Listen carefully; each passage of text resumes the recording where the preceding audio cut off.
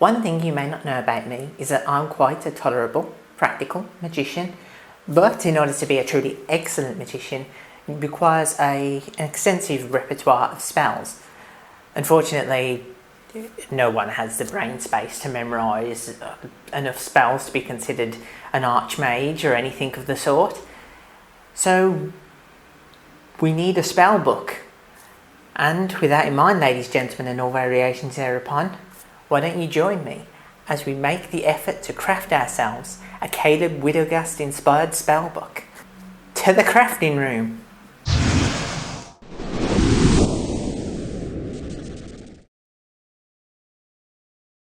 The first part of any good spellbook is, of course, the paper. Now, this paper I've brought specifically because it was advertised as high quality paper, which, as we all know, is the only paper that will suffice so far as wizarding goes. The way a lot of people go with the paper in spell books and other sorts of fancy books when they're making them themselves is they stain the paper with tea to try and make it look old and wrinkled, or coffee. I'm not going to do that for two simple reasons. Firstly, because it's supposed to be a replica of Caleb's spellbook, and Caleb always has high quality paper, so we want to keep it looking as high quality as we can, not old ratty paper. And secondly, I just don't like writing on paper that's been stained with tea. I prefer to write on pristine high quality paper. What we're going to do is cut out the sheets of paper ready for the notebook. Normally I'd use paper that's been perforated to make it easy to tear out. But I can't do that with this one because it's not perforated, so I'm going to have to cut it down myself. In order to try and ensure that we get an even cut, I'm going to try and line up the edge of this metal ruler with the edges of the circles. I'm just going to use my circular cutting tool to cut out the pages.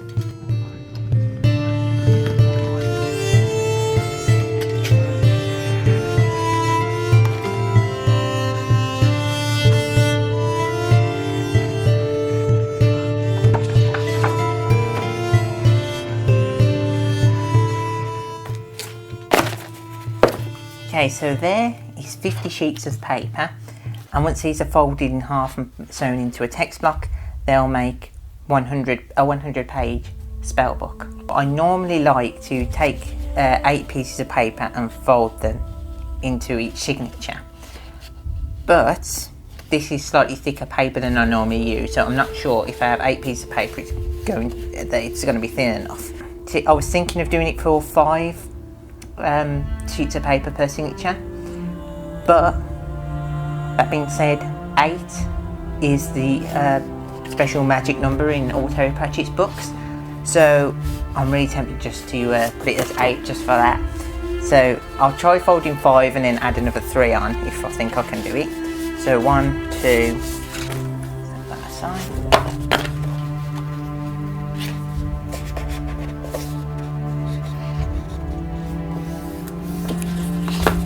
So that's 5, and I think I might get away with 8, just about.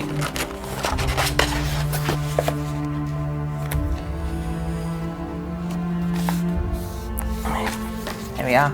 So a signature with 8 pieces of paper because of an obscure thing from a different franchise entirely.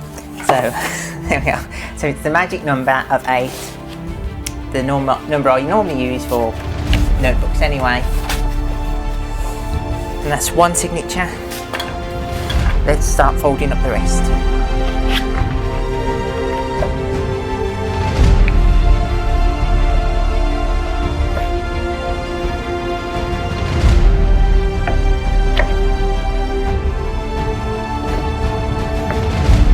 So, there's the signatures done. 6 signatures, each containing 8 pieces of paper for 16 pages per signature. As you can see, this spell book is going to be a chunky boy. Now, as I said, we had 100 pages, 50 sheets of paper. It means we've got 2 sheets of paper left over. But the way I normally do notebooks is the front page and the back page are actually attached to the cover to give that bit more contact than just gluing down the spine. So I've elected to keep these 2 pages separate so that the 8-page signatures, the actual magic ones, can be used for the magic spells, writing the spells on, and these can just be title pages and cover pages and just their point of attachment. So you'd have title there, maybe index page there, and then that bit's glued to the back, that bit's glued to the cover, and the signatures will make the text block in the centre. So as per my usual stratagem, instead of poking an hole through every single sheet of paper 6 times, I'm going to use a coping saw, a vice and a couple of G-clamps to make sure I've made the incisions in the same place on every single page by doing them simultaneously. For the sewing of the signatures together, I've attached these jute cords in what I call a professional bodge job.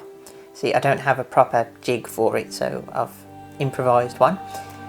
Basically what it is, we've got these jute cords that have been braided together with a simple twist, and they're attached first to this desk that's been opened, clamped down. These clamps aren't even attached to anything, they're just there to weight it and stop it from spinning back. And they're all tied off down to this dowel, so they hang down, and the idea is we're going to sew the signatures from the holes around each of these cords so that we get a sort of ribbon of bumps, not going down the spine of the book, just to give that sort of interesting texture to it. So what you want to do to begin with is tie off your thread at one end so that you've got doubled up thread. You might only want a single, depends on the thickness of your thread and how much you want it to show. I'm using a white thread because it will hide against the white paper, which is going to make it harder to show on film, but there you go. Right, so we're going to start with the end card signature, which is the page I had left over, and we're just going to thread through from the outside so that the knot stays on the outside there. And once I've gone through once, coming out the top end, just to securely tie it off, I've already tied the knot in the 2 ends there, and pass the thread through, and then I've knotted around the entire thing. So this knot won't be seen because it's in the spine, but that's now secure at one end. Because I've gone through this side of the jute cord to begin with, now I'm going to go back through that same hole, passing on the opposite side of that jute cord. And pulling through slowly will allow you to prevent tangles as you go.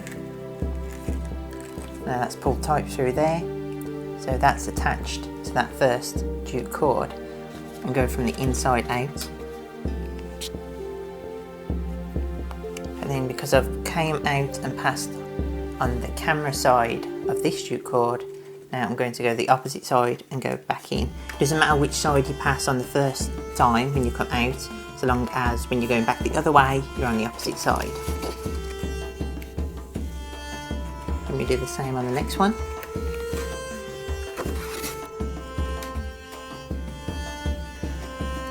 There we are, now the whole signature is attached to the jute cord. So let's go to the other side. Okay, and now that we've got all the way to the end, what we do is we pull on our second signature, which in this case is the first proper signature, with multiple pages, and then we're just going to pass it through the centre of all the paper.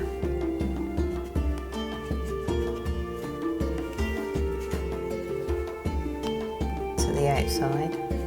So I've gone out from there, in there to attach the last one. From the inside of this signature, up over and to the inside of this signature. From the very centre page, going out of the hole, around and into the hole, and then we're just going to continue going in and out and around the jute cords all the way down and going back the other way.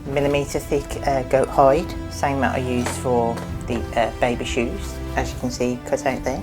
So what we need to do is position this so that we've got good coverage of the book, but also we've got enough space around the side that we can fold flaps over onto the inside cover and firmly attach it. And cover the back cover of the spell book with PVA glue. And cover the back.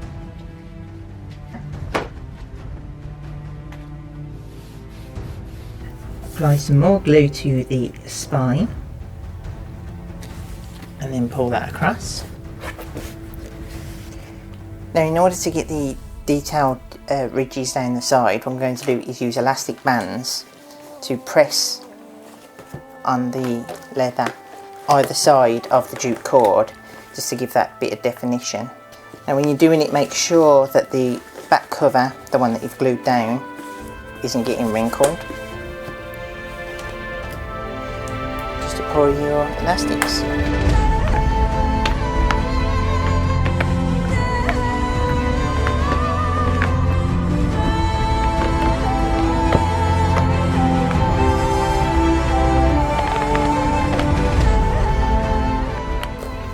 So what I've got here, while I'm waiting for the glue to dry, is several pieces of cardboard, old pizza boxes and a biscuit box that I've glued together, so it's 4 layers thick, and they're glued so they're off centre to each other. The reason I've done this is on the cover I want a multiple layered effect, so I want some areas to stand out a bit more and some areas to be recessed in, and I'm going to do the recessing via carving and stamping as I did with my belt. But for the bits that stand out, we need something else to sit on top, and I don't want everything to stand out at the same level.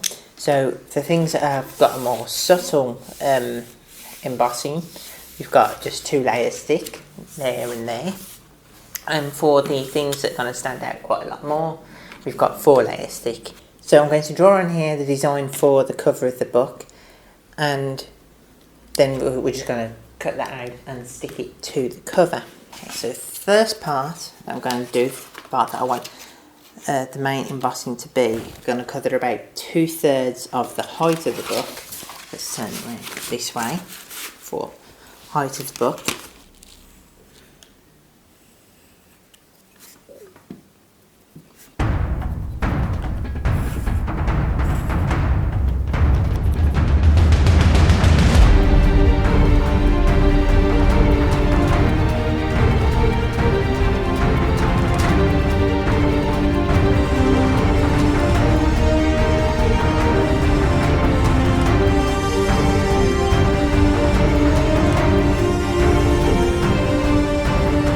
Right, and then in this shallower area, what I want to draw is a very small version of the Cerberus assembly logo. The reason I want to do it small is I want it hidden.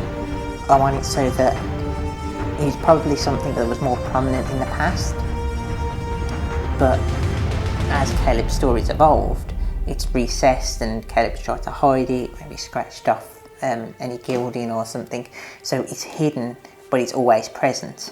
So I thought that was like a fitting little artistic metaphor. So the Cerberus assembly logo consists of several bent towers around 3 elongated diamond shapes. So got my compass. Let's just do the bottom one first. In just a little bit.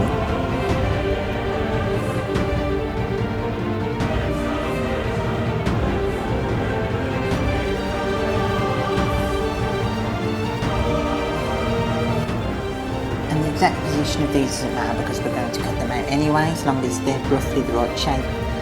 But this is proving exceedingly difficult to do whilst also filming, because the camera right now is actually within the crook of my elbow. So this is difficult. So we've got the diamonds. These will be cut out and stuck on separately, so the exact positioning is off, but they should all be pointing towards one central point, and these are the bent towers that go around them. So these will be just two pieces of card thick, so these are much smaller and lower, so you won't really see these much unless you know where they are. This, on the other hand, is going to be 4 pieces of card thick, and it's going to stand out a lot more. The logo in the middle is going to be something, an M and an N for the Mighty Nine, some sort of design there, and that's going to be embossed, carved, and that's going to be carved into the leather. So that's going to be recessed in, whereas the beacon's shape will be standing out slightly, as well as the phoenix on top will be stood out a little as well.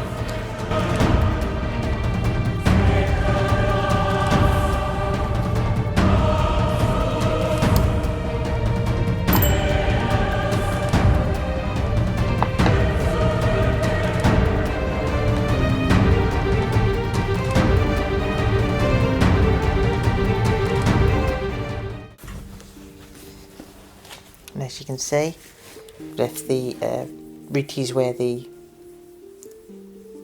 Duke cord was. Unfortunately, the pages have also shown up a bit much, but not that much I can do about that.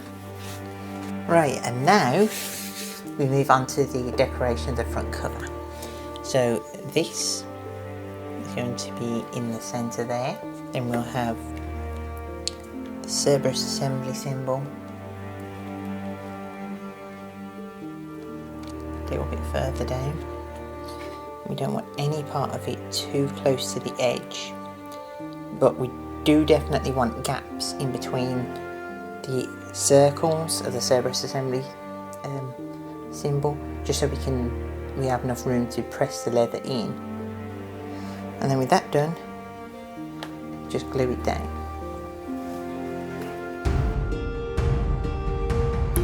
Okay, so at this point now I'm going to leave it for about half hour to an hour, because we want this to mostly dry, just so that when we're putting the front cover on we don't have to worry about shifting the pieces around. And once everything's dry, then we're going to cover it all with a layer of PVA, even more PVA, and then we're going to attach the actual cover, the leather cover to it. Right, now that's relatively dry, so let's glue this up.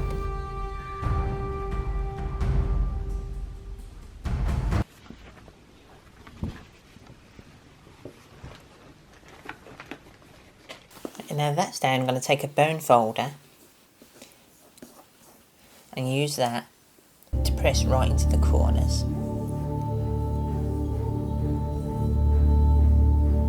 Of the shapes that I want to emboss. If you don't have a bone folder, you could use a spoon or a piece of plastic, something that's not sharp, because we don't want to cut into the leather.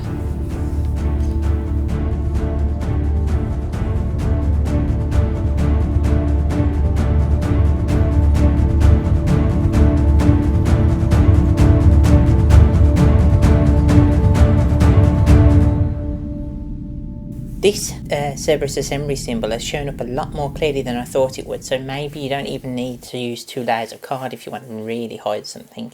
But we'll see once I've dyed it, once it's because I'm going to dye this black, so you might not be able to see it as clearly then.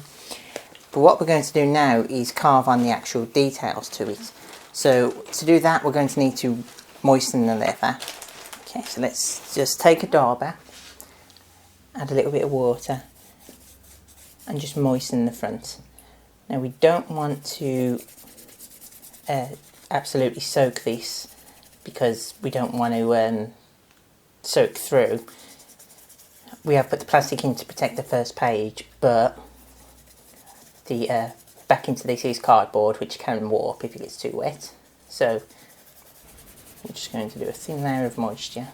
So I've not left this too long, just enough time for me to go make a cup of tea.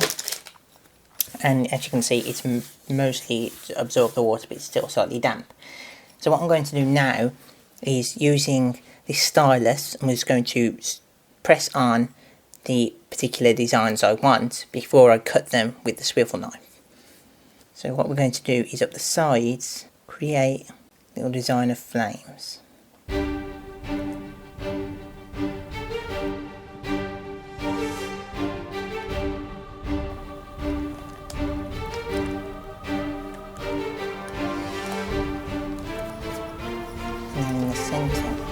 going to do a symbol for the mighty knot now. Because of the shape of this, it's quite awkward to get 2 letters in that fit without leaving a big empty space, so I'm going to do my best. See what I can come up with.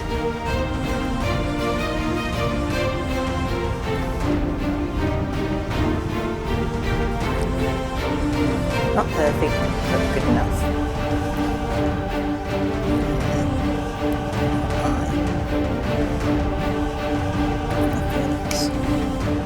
Now we switch over to the swivel knife and recut the shapes we've just sketched out. It's always best in these instances to go slow and do multiple passes to make a cut than it is to do one hard press and try and do it in one go. But in this instance especially, it's probably best to forego the multiple passes and the hard cut and just do one slow, slight cut, because this is very thin leather.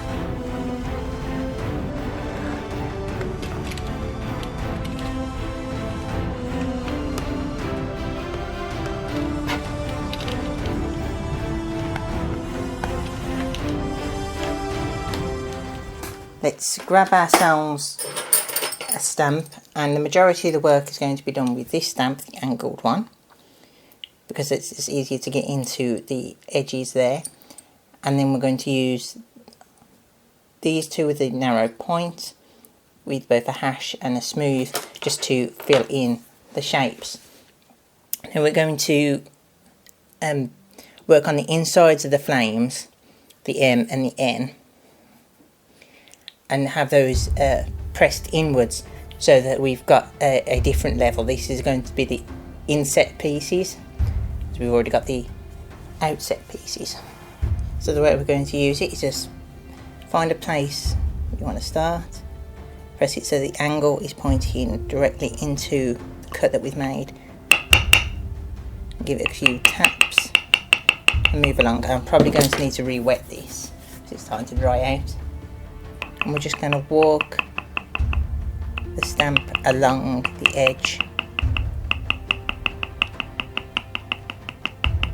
because this is such thin leather there's not going to be that much difference, but we want this bit to be raised higher than this bit on the inside of the end.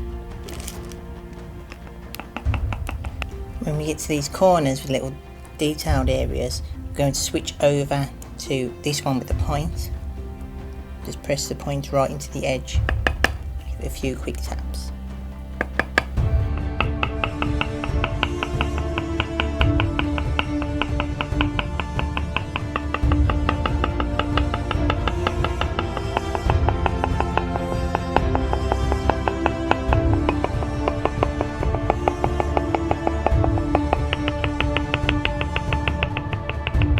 And there it's all embossed, so let's move on to the dye. Right, now for the dyeing. As always, put plastic down but put paper on top, because the dye can sit on top of the plastic and you end up with a pool of dye that just runs off onto your floor. And also make sure you wear gloves. And now I'm just going to simply sponge on using my trusty sponge, and I'm going to use black for the surface. Black is the colour that will hide your mistakes best, so if you're a beginner, best to use black.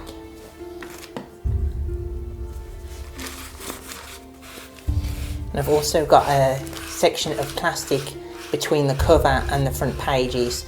Not that I think the dye is going to go through onto the pages, but because it minimises the risk of that happening. It's entirely possible that the ribbon would stick out and get caught up in the dye.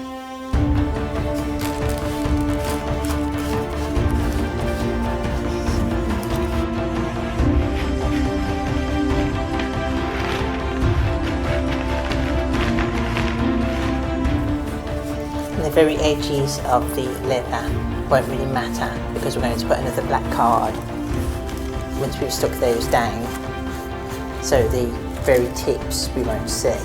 But it's always good to make sure there isn't a harsh line where the leather dye ends. So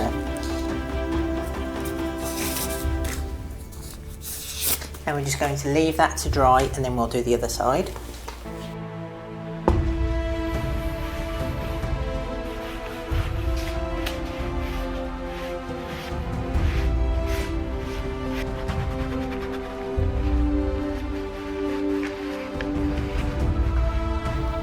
The next stage in the dyeing process is something more subtle and something more experimental. I'm going to try and apply a coat of red into some of the areas that I want to resonate with fire, such as the phoenix and the actual flames. But I'm not sure how well this is going to show up over the black, especially as the red is quite dark anyway.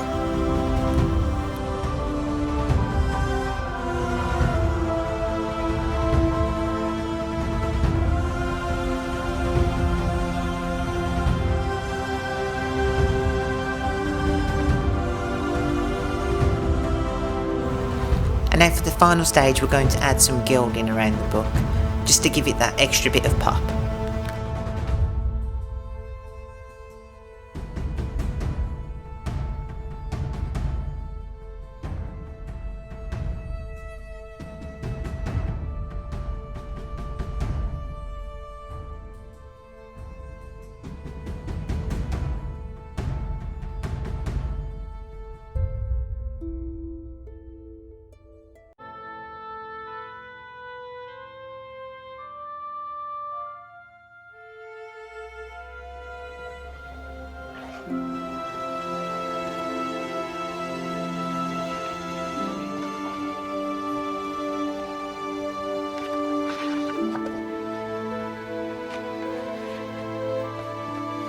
And finally, prevent the ribbon from fraying by giving it a kiss of flame. And there we almost have it. See, while the book is complete, it doesn't actually have any spells in it, and what good is a spell book without spells? Fortunately, I've devised a spell of my own, a spell that will allow us to transcribe all of Caleb's spells into this spell book without the effort of actually writing them all out. Ideally, we need an arcane focus. If you don't have an arcane focus, then you need sage, rosemary and thyme. And you'll also need the about 10 millilitres of basilisk oil. Regardless of whether you have an arcane focus or not, you'll need one of these. It's a small pouch made from the inner cheek of a red dragon. And within it, you need to place something that, along with the value of the pouch itself, has the equivalent value of all the spells you wish to transcribe. In this case, I have some dwarven hair beads, which are made of 80% mithril. Now, altogether, this should equal the cost of Caleb's spells. Okay, so the motion is from top right to bottom left, regardless of which way the book opens. If you're using a Korean version or Japanese, whether your book opens the other way, doesn't matter. Always top right to bottom left.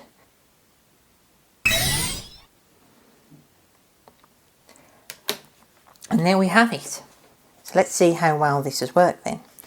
And, well, there we go. Now, actually, you're probably not going to be able to see this. The writing has come up in octarine because I've used 8 pages, which did save me a little bit on the spell cost. Because I'm using 8 sheets of paper per signature, which 8 being the magic number, the inks come out in octarine, which doesn't show up on film. But we've got here like firebolt, have teleport. There we are, so it all coming through, the friends spell. Yeah, the tower, that's a nice one. So there we go, that's Caleb's spell book. One thing left to do now though, test some of these out. Okay, so I know what you're thinking, Bridget, you've messed up your lighting, but I've actually just turned the lighting down as low as it will go while still being able to film. And the reason I've turned the lighting down is I want to try this very simple spell, Dancing Lights. So, by the look of it, it's just fairly easy, one word, one motion. Yana.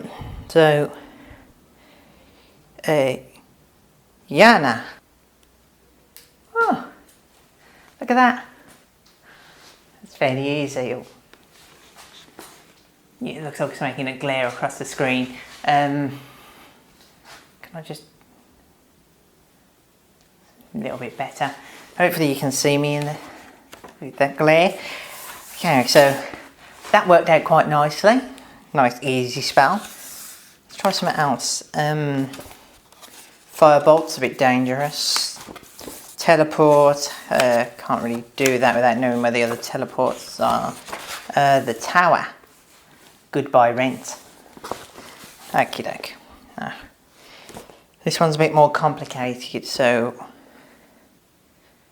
practice first. Start the drawing of the door from the top centre and go down the...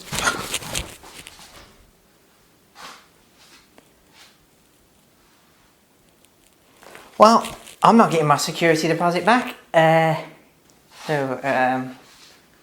Anyway, there we have it. It's Caleb Widogast inspired spell book. If you're going to use the spells, just be careful. Oh.